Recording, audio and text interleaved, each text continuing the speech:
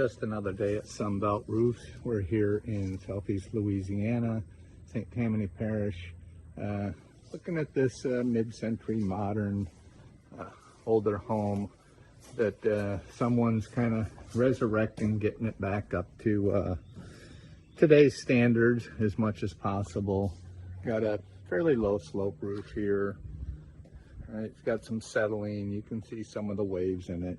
We're going to do what we can to mitigate that and flatten it out as much as possible. It could be, we got some rotten decking that has sagged over time.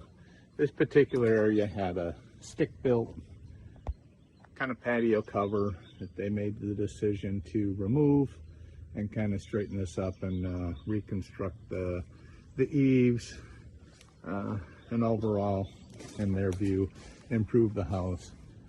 But we're tied in up there. We're not doing this work another contractor that's on the hook for doing additional things and plumbing as they reconfigure some things. You can see a lot of old mold in there from just being damp and moisture accessing it, never drying out.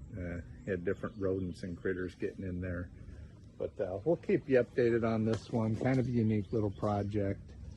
But we do everything we can to help people and whatever their needs are.